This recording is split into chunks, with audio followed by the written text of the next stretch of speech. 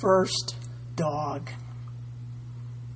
I thought the first Christmas I remembered was when I was 21 months old. Baby pictures prove otherwise. Unbelievably, I was only 9 months old. I remember Dad lifting me out of my crib one evening and putting me on the floor in the center of our living room. Around me sat a circle of adult Jamaican Bible school students my parents taught. Beside me on the floor was a box. It moved. The students had brought me a Christmas present, and they were encouraging me to open it.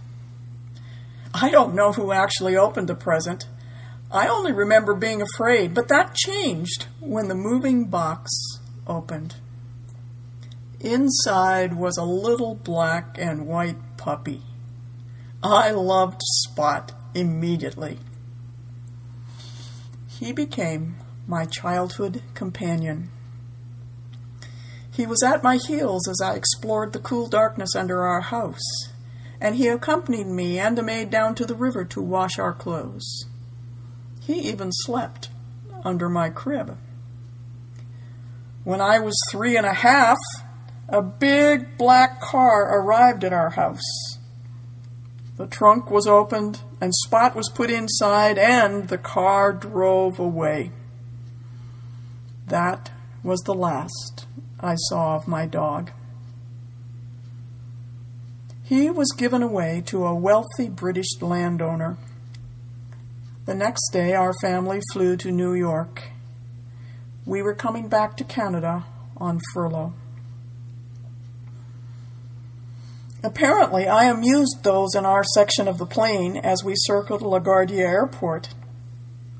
I looked out the window at the miniature cars moving about on the streets of Manhattan and asked if I could play with them.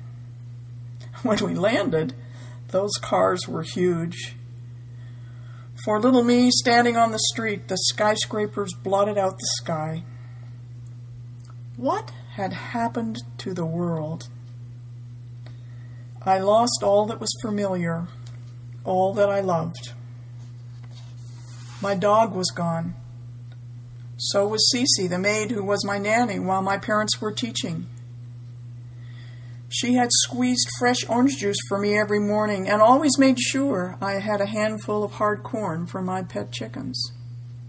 All that was gone.